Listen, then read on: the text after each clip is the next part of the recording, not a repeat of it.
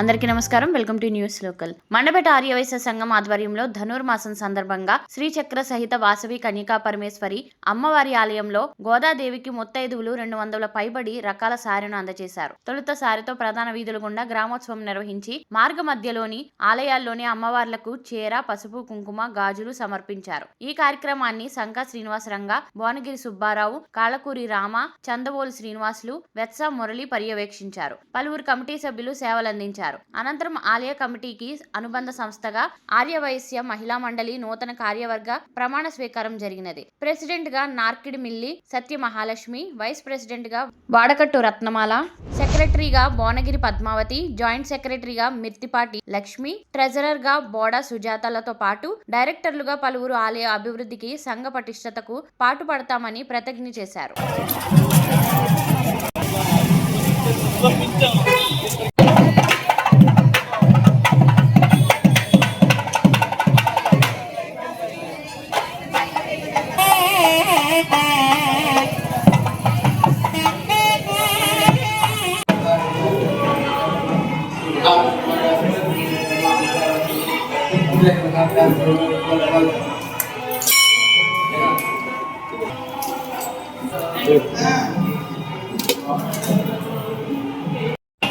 జై వాసవి, జై వాసవి.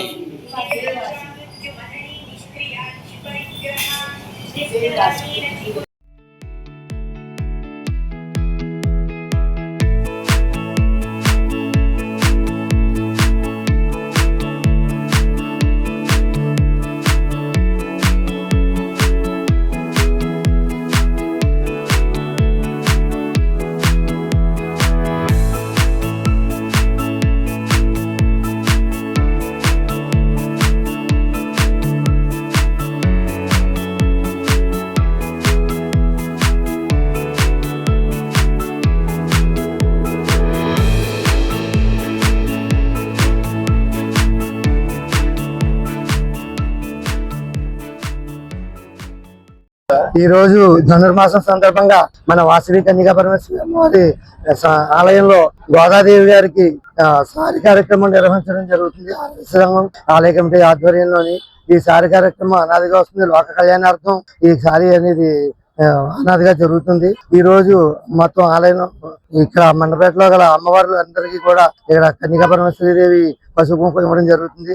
లక్ష్మీదేవి గుడిలోని, కనకదుర్గమ్మ గుడిలోని, ఈ వెంకటేశ్వర స్వామి ఆలయంలోని, ఎల్లారమ్మ మహాలక్ష్మమ్మ ఆలయంలోని, పెద్ద గుడిలోని గల అమ్మవార్లందరికీ కూడా ఆర్యవైశ్య సంఘం మరియు ఆలయ కమిటీ వారి చేత పసుపు కుంకుమ ఇవ్వడం జరుగుతుంది. లోక కళ్యాణార్థం అమ్మవారి ఆశీస్సులు పొందడం కోసం జరుగుతుంది. దీని నిమిత్తం సంఘం వారు చాలా కార్యక్రమాన్ని నిర్వహిస్తున్నారు.